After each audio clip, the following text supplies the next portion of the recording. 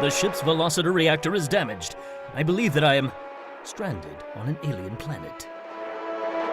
Played, of course, by actor Jonathan Digby. Went on to some minor roles after this. Such a shame. I thought from day one this guy's got leading man written all over his face. Do you see that? I couldn't get enough of it. Jonathan loved to spin in place. He's good at it too, right? I mean, did you see that? That's Olympic caliber spinning, if you ask me. We were choosing between two actors, but in the final round of auditions, Jonathan did his signature spinning in place, and that made our decision a whole lot easier.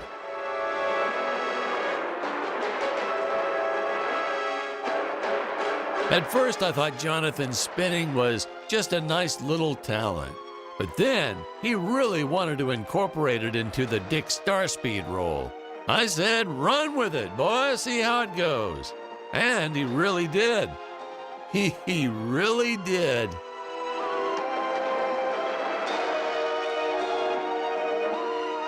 Some of the other actors found it hard to take Jonathan seriously when he was in the middle of his spins.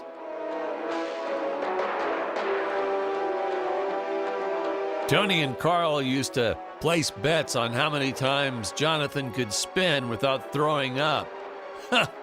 Those two. Carl used to bet Jonathan would throw up, but he never won. It was impressive. I think one time Jonathan was spinning for almost 20 minutes without a break. Carl used to get so mad when he'd lose his bets with Tony. He'd accuse Tony of cheating. It was tense for a few days. I feel bad for Carl, of course. The man had a wife and kids, and he didn't have much disposable income. But every time Jonathan would start one of his spinning fits, you'd hear Carl and Tony yelling, "Double or nothing! Double or nothing!" It ruined a couple of our shots, actually.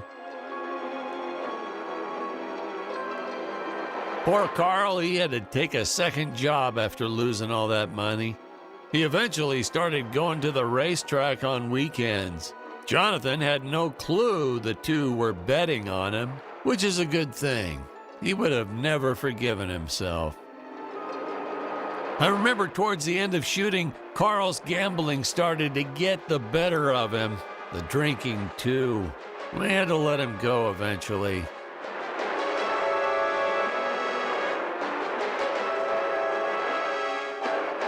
Seeing Jonathan spin around like that brings back so many memories.